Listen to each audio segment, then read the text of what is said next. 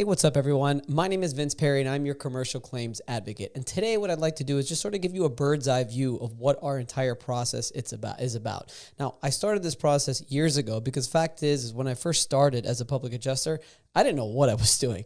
I really didn't have a clue. I was sort of thrown in with the wolves. I'm sure some of you could understand where they're just maybe a public adjusting company. Their main focus is for you to just go ahead and find claims. And that was a mistake that I made with the first company that I worked for. Was I didn't really have an idea of what I was doing. I took the course of to get the license, and I was able to pass that course. I had a general understanding of what my role was, but I didn't really know what I was doing. I didn't know how important it was to document the file and to follow up with the insurance company and to ultimately settle the claim. I was just like, let's go find a claim, let's sign it, let's submit it, and let's just go. Whatever happens, happens. So over the years, through many mistakes, I was able to sort of put everything together into a nice simplified format that I'm going to take you guys through today so that you could better understand and maybe not go through a lot of the mistakes that I went through on the field. But for now, I want to give you this bird's eye view. I think you're going to get a lot of value out of this, of just an understanding of what our process is at our company, Elite Resolutions, and what I've created here with the Commercial Claims Advocate. So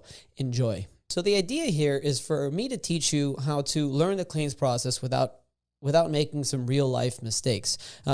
My job here our job here, our Commercial Claims Advocate, is to help advocates, and that's public adjusters, insurance adjusters, contractors, whoever else is dealing with the insurance claims process on the advocacy side. So our goal is to help advocates understand the claims process without having to go through all the mistakes that you go through when you're learning something new. So whether you're just starting out as an adjuster or a restoration company, or you've been doing it for a while but you're getting stuck, that's what our job is to do here, is to help you. We want to help all those advocates who are going out there trying to do the best possible process that they can for their clients, but they're sort of running into some mistakes. They're running into some hurdles that they can't necessarily jump over, and that's what we're here to do. So, why did we develop it? It's like I said, the old way was just basically, and I'm going to go through the old way, and the old way was basically just this. It was inspect the loss, file the claim, wait, and then whatever happens, most likely it'll end up getting denied because you didn't follow what you're supposed to follow, and it goes into litigation. One of the things that we don't understand as adjusters is that there's a section in the policy called the duties after the loss. And the insured, the homeowner that you're representing, has to follow these duties from beginning to end. They have to follow them. If not, they have a good chance of their claim getting denied. So if they don't take a recorded statement when requested, if they don't allow the home to be inspected when requested, if they don't mitigate the damages, if they don't gather the documentation, they don't ultimately get a successful result on their claim, which is why it's important to have an advocate looking out for all of those. But if you're an advocate, whether you're, again, an adjuster or you're a restoration company, and you're not helping them do what they're supposed to be doing, then guess what? As a restoration company, you're not going to get paid. And as a public adjuster, you're not going to settle the claim for what you want to settle it for, which ultimately hurts everyone. Hurts the policyholder because they don't get paid what they need. It hurts the public adjuster because the adjuster is usually paid on a percentage. They don't get paid. And then it hurts the restoration contractor because if the claim was denied, now they don't have the money. The client doesn't have the money to allow the restoration company to go in there and do what they're supposed to do. So it ultimately hurts everyone if you don't follow a step-by-step process on making sure you do everything right. Also, if you get overwhelmed with just so many claims or so much work, if you don't have a step-by-step process that you could either implement yourself that streamlines everything for you, that makes it easier, or give it to an assistant that they could streamline that process for you, if you just teach them sort of what we're going to teach you here, then it's going to ultimately allow you to sign more claims, work more claims, and get through the entire process. So sort of our new way that we have now is basically the first thing we do is things that you must know when you just start out. So before we get into the claims process, if you are just starting out, this section is for you. First thing you have to do, no matter what state that you live in, you have to get a bond. You have to get a bond. It's almost like an insurance policy in case something bad happens. It could range from $50,000 to $100,000 to a $25,000 bond. You pay a fee of $500, $1,500, $2,000, whatever, once a year, and that's your bond for the year. Once you get that, you're good to go. If you have already passed your license course, you have to get your license in order for you to practice. So if you're a public adjuster, you have to get a license to practice. If you're a restoration contractor, this doesn't really concern you unless you're interested in becoming an adjuster, which you should understand. Go to your state's Department of Insurance website, and on that website, you could find the steps that you need to take in order to pass the exam.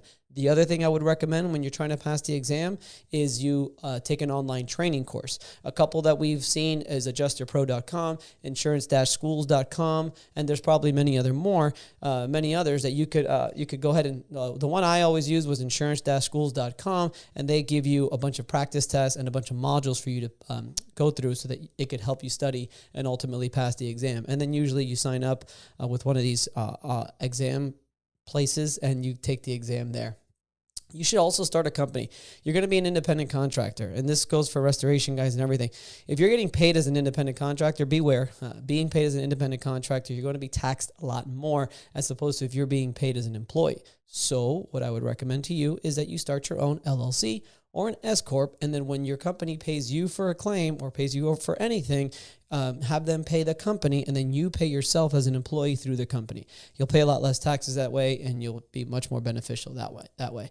And then again, this is for public adjusters. Find a good firm, but if you're a restoration company, find a good resto company that could actually, help you, give you what you need so you could help support your family. These are very important things that you must have. And also mentorship is very important. So no matter what, whatever business you're getting into, it's very important to have a mentor. And again, that's one of the things that we like to try to provide for you guys with our high ticket consulting program. If you guys are interested, we'll tell you a little bit about more of that at the end of this presentation. Initial inspection, so we can get right into the claim, okay? Initial inspection is very important. This is when you as the restoration company or the public adjuster or whoever it is, you're going in there and you're inspecting the loss the way you're supposed to. The first thing that you have to do is you have to look around and see what the damage is. What is it that the client is calling you about the damage that's going on? I remember going in and really not knowing what to do, taking a look at damage and just sort of saying, okay, let's go for it. If you're not asking, I remember just not asking the right questions. I would just go ahead, submit the claim. And then when the insurance company came and started asking me questions, I was like, I don't know how to answer that question. So you have to ask the right questions. Make sure you're asking them, when did the loss occur? When's the first time that you saw it? Did you call a plumber? When was the wind event that's causing this? Just ask the right questions. You want to act as the devil's advocate because it's better that they tell you everything, whether it's been happening for a long time or not, and you can sort of develop the proper strategy so that when the insurance company does go out there, you're not presenting a denial. You're presenting a claim like, yeah, well, maybe this damage is old, but they had never gone up to their roof to take a look that the wind damage was there, even though they do remember having a wind event.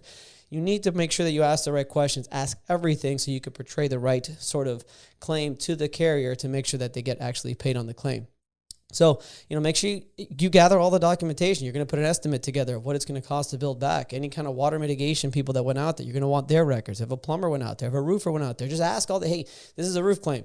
Did you call a roofer? Did you put a tarp? Did you dry the water? Did you, anything? Just was an estimate. Did you call a contractor? I need that estimate. Any kind of questions. The more documentation you have, the better. So make sure that you gather all that documentation as much as possible. Putting your file together is very important. So you've sort of done that on the initial inspection. Now, as soon as you take that file, you take it home, you're going to want to upload all that stuff to your computer. Now, I laugh at the days when I used to have filing cabinets. I used to have 3 filing cabinets filled with files of folders and documents and documents and documents. And I'm like, why am I doing this? There has to be a better way. So I started with Dropbox. You're more than welcome. I still know a lot of people that use Dropbox, and I've actually transferred to Google Drive. That's what we use because Google Drive allows us to basically run our entire organization. So we've got shared folders that we share with all of our admins, and then we've got the My Drive that I have for myself that they can't even access, and you're able to sort of build everything through there, and you could scan it. Another thing that we use, find a good CRM that you like. We use Trello. Again, if you watch this to the end and you want to take our intensive course, then we could basically set that whole thing up for you. We could set up our entire Trello board. You could see it. We'll help you set it up and you'll be good to go.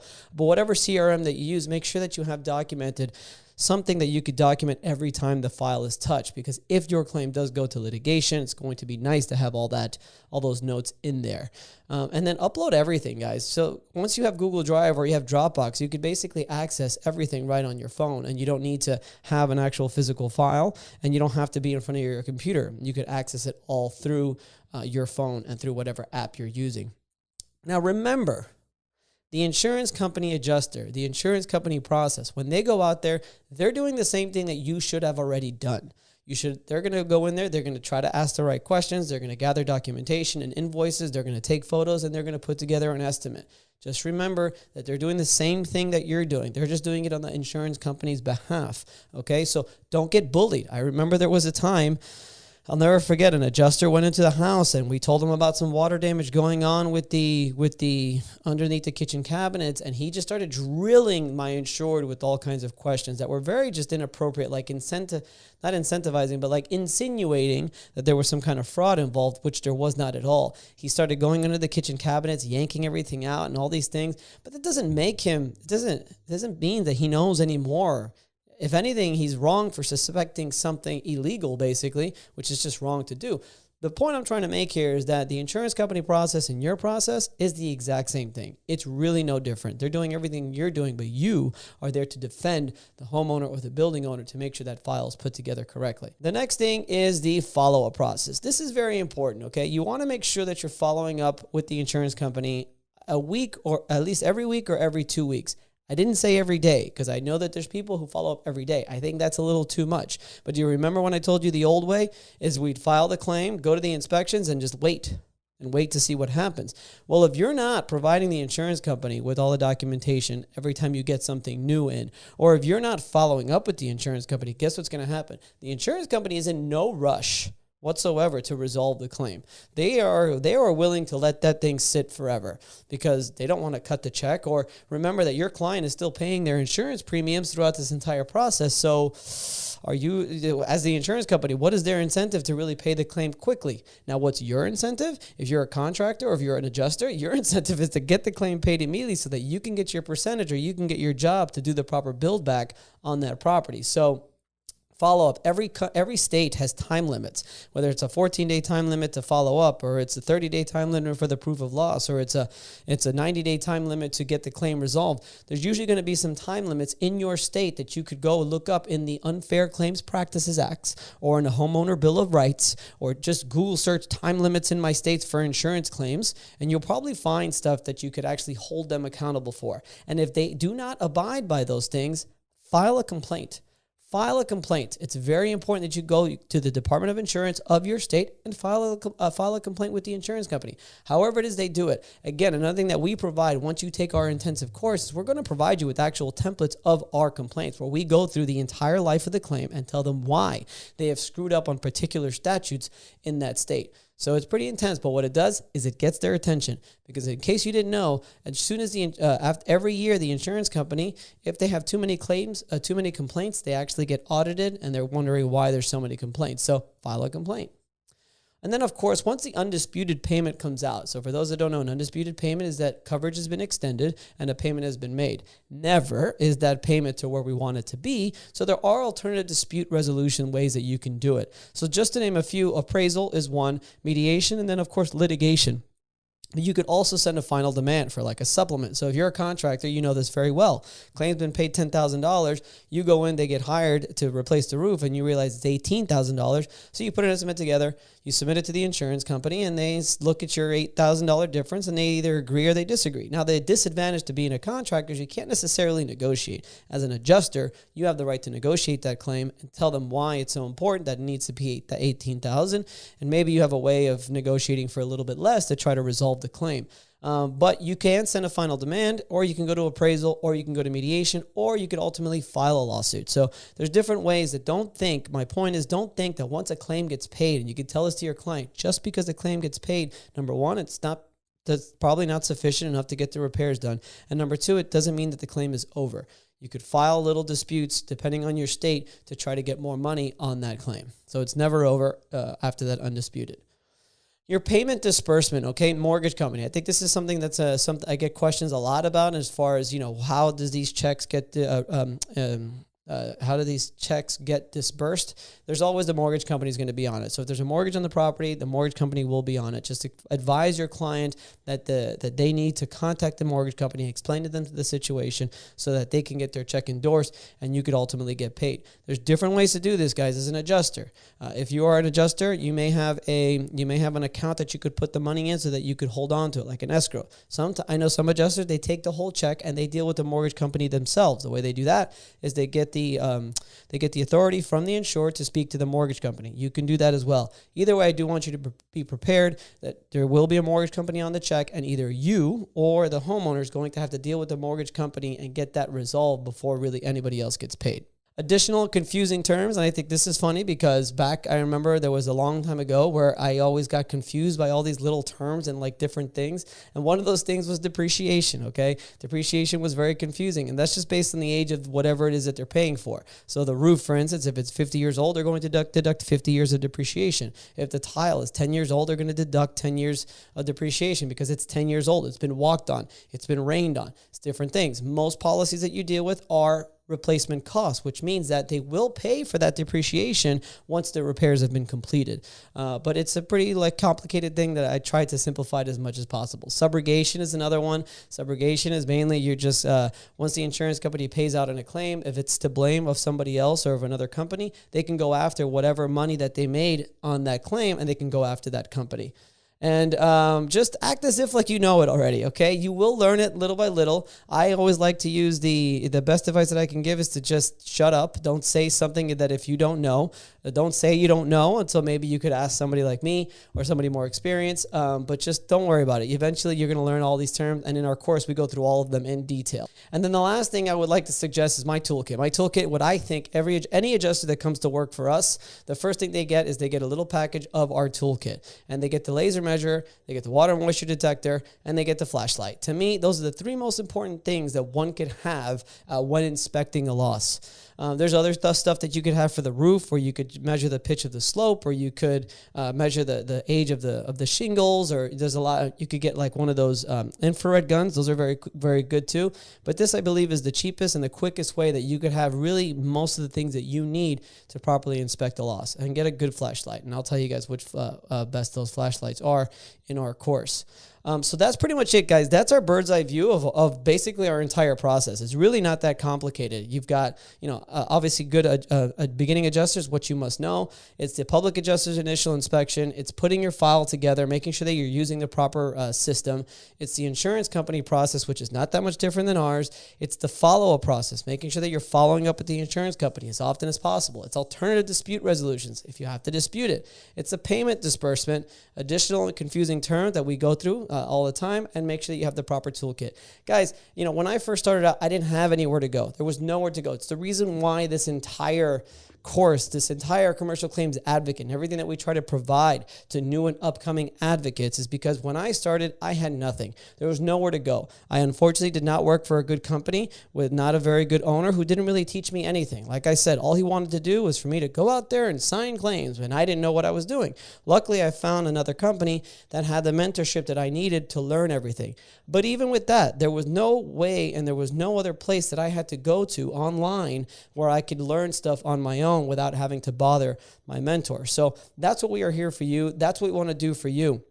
If you are interested at all in really getting in depth in our process and getting copies of our letters, copies of our templates, we've set up the entire Trello CRM for you. You could take a look at our Google Drive and how we have shared files, My Drive, and how everybody sort of in our company is able to work together. We've got a very unique public adjusting firm where we don't have a local office. We have one assistant lives in Wyoming, another one lives in Vietnam, another one lives in the Philippines, another one lives in Serbia.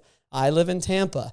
So everybody's sort of all in their own little things, but everybody, because of our systems, sort of gets together and is able to sort of work together. We still do weekly meetings. Everybody still communicates amongst each other through Google. So, we've been able to sort of put this thing together. And luckily, because of the process that I've created, that I'm going to teach you guys in our course, I've been able to teach that to our assistants. They've been able to follow that process, and everything has been going very smoothly. First, you can go online and you could purchase our course. If you go to commercialclaimsadvocate.com, you could purchase the entire in-depth course of this entire process in depth, and then also get copies of our letters. I hope you enjoyed it. I hope you got some value from this. And if you have any questions, please feel free to shoot us a message, and we'll do whatever that we can to help. So thank you very much, and good luck to you.